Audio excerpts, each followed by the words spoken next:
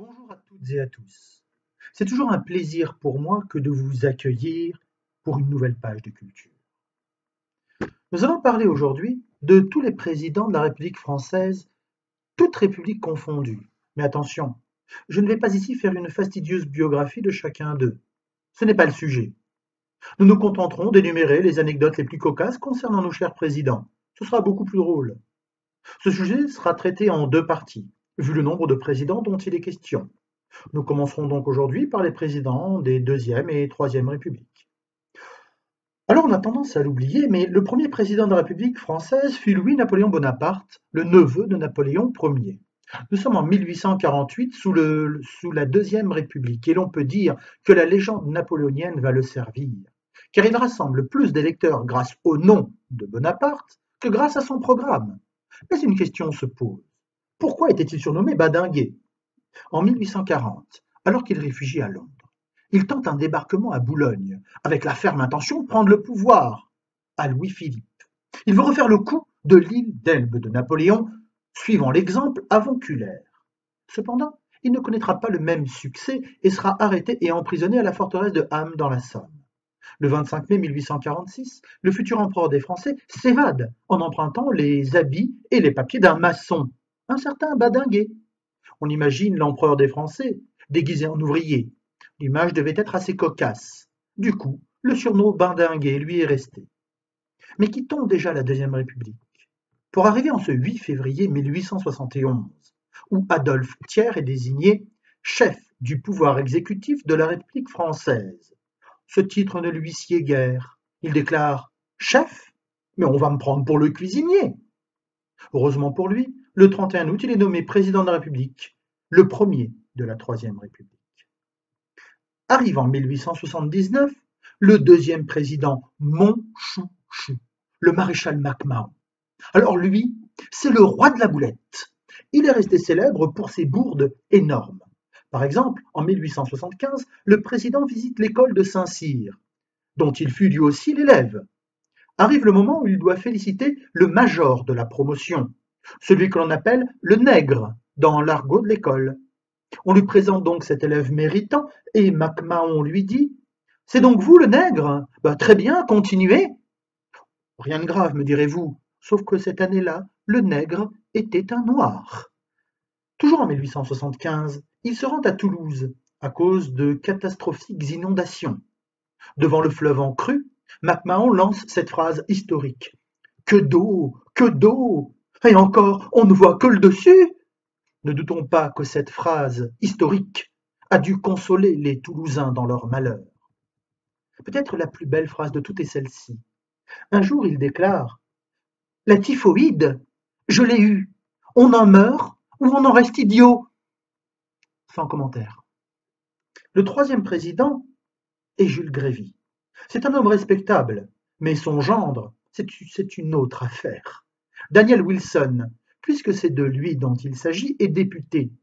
C'est un homme très riche, mais il n'a pas suffisamment d'argent à son goût. Alors, il a une super idée. Il va vendre des décorations et des médailles. Qui veut une Légion d'honneur? Qui? C'est bien connu en France, on n'a pas de pétrole, mais on a des idées. Mais ce n'est pas tout. Il monnaie l'obtention de marchés publics et il monnaie même la grâce présidentielle. Le beau-père, Jules Grévy, est éclaboussé par le scandale. Il doit démissionner en 1887. C'est depuis ce jour qu'a dû naître l'expression « Ah, la belle famille ». Le prochain septennat est celui de Sadi Carnot. Ce mandat sera interrompu par son assassinat. Sadi Carnot laissera le souvenir d'un président compétent et travailleur, mais il connaîtra la crise du boulangisme. Le général Boulanger était proche de réussir son coup d'État. Son parti avait connu le succès en 1889. La foule veut le porter à l'Élysée. Carnot prépare ses bagages. Rien ne semble pouvoir l'empêcher de prendre le pouvoir. C'était sans compter sur l'influence de sa maîtresse, Marguerite de Bonnemains. Boulanger va la suivre à Bruxelles, au lieu de prendre le pouvoir qui lui tendait les bras. Finalement, il meurt misérablement en se suicidant sur la tombe de sa maîtresse. Le cinquième président de la Troisième République sera Casimir Perier. Il n'est pas très joyeux à l'idée d'atteindre la plus haute marche de la République. Le jour de son investiture, il déclare: Je suis un prisonnier. Heureusement pour lui, sa détention ne durera pas longtemps. Moins de 7 mois plus tard, il démissionne. Évidemment, nous arrivons en 1895 avec celui que vous attendez tous, Félix Faure. Tout commence bien en cette journée du 16 février 1899. Faure préside le Conseil des ministres, signe quelques courriers puis se retire vers 17 heures dans le désormais célèbre Salon d'Argent, où il se fait apporter une bouteille de Vouvray et 2 flûtes. En effet, le président n'est pas seul.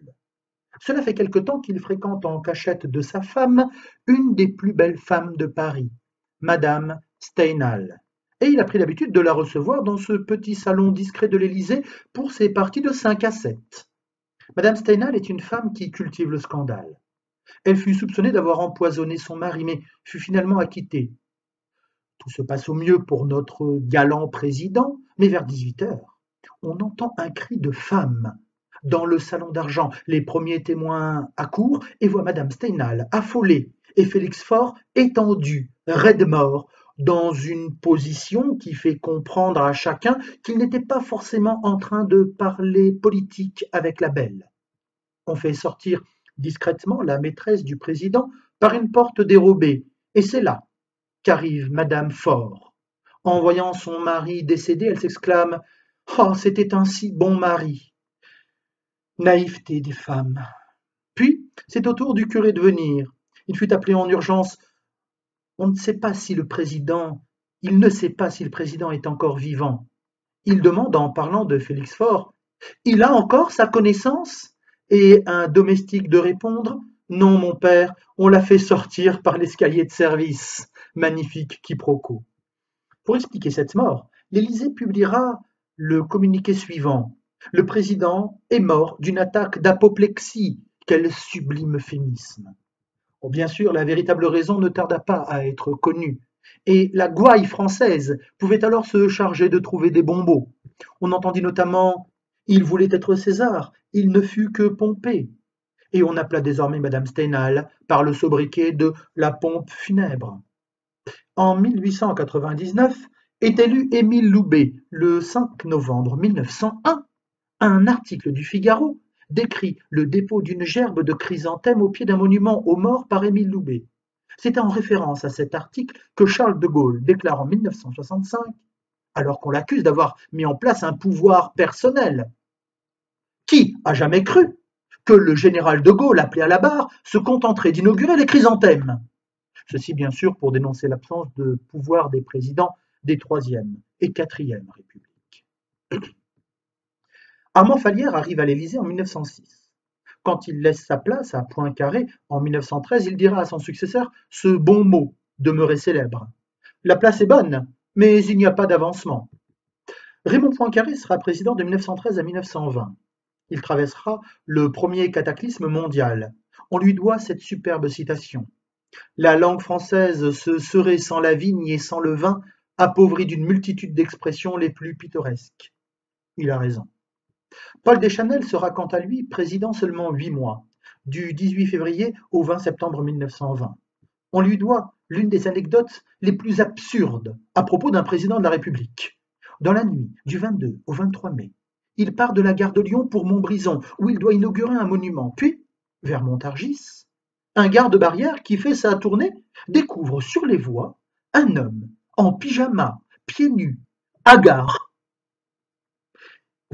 Il lui demande ce qu'il fait ici, à cette heure dans cet accoutrement, et le type lui répond: Mon brave, vous n'allez pas le croire, mais je suis le président de la République. Paul Deschanel était tombé de sa couchette et était passé on ne sait comment par la fenêtre en plein sommeil. C'est alors que l'on se rend compte que la santé mentale du président se détériore. Il est impulsif, dépressif, ses discours sont tantôt décousus, tantôt empreints d'une énergie surjouée, théâtrale, mais un théâtre qui en devient burlesque et ridicule. On le place en maison de repos et en pleine nuit, on le retrouve en train de pêcher les 2 pieds dans le bassin du parc. Une autre fois, on le retrouve au sommet d'un arbre. On lui fit donc signer sa démission et il mourut 2 ans plus tard. Comme quoi, on peut être fou et président de la République, ce n'est pas forcément incompatible. Alexandre Millerand a la particularité d'avoir été élu président de la République à l'unanimité puisqu'il n'avait pas de concurrent. À l'instar du général de Gaulle, il voulait un pouvoir présidentiel fort. À cause de cela, il va s'aliéner tous les partis et sera contraint de démissionner en 1924. Gaston Doumergue fut le premier président protestant. Il avait un accent à la Charles Pasqua qui sentait bon la Provence. Un corps rond, une tête ronde, un bon vivant, quoi. Les Français l'aimaient beaucoup et le surnommèrent leur Gastounet national. Son successeur est Paul Doumer. Quand il devient président, un sénateur lui rappelle l'importance de sauvegarder la paix. Nous sommes en 1931 et tout le monde se souvient de la boucherie de la Première Guerre. Paul Doumer a de quoi lui répondre. Malheureusement, devrais-je ajouter, puisqu'il avait 5 fils, tous morts durant la Première Guerre mondiale. Il rétorque au sénateur: Mon cher Caillot, nul, en effet, n'a payé à la guerre un plus lourd tribut que le mien. Paul Doumer sera assassiné par un Russe déséquilibré en 1932. Le dernier président de la Troisième République a une particularité unique parmi tous les présidents qui se sont succédés depuis près de 170 ans. Il va au bout de son premier mandat qui le mène jusqu'en 1939, puis enchaîne un second mandat. Mais voilà, la guerre éclate au début de ses prises de fonction. En juin 1940, devant la débâcle de l'armée française, il se retire pour Bordeaux. On connaît la suite. Pétain prend le pouvoir. Mais ce que peu de gens savent, c'est que, légalement, Albert Lebrun reste président, puisque Pétain ne prend pas le titre de président de la République, mais celui de chef de l'État français. Donc, Lebrun reste officiellement président, bien sûr. Il n'exercera aucune fonction. Mais il n'achèvera son mandat qu'en 1946. Lors de la prochaine page de Culture, nous évoquerons encore de très belles anecdotes sur Pétain, les présidents de la 4e et de la 5e République. Nous verrons qu'ils n'ont rien à envier à leurs aînés. Mais ceci est une autre histoire. Au revoir et merci.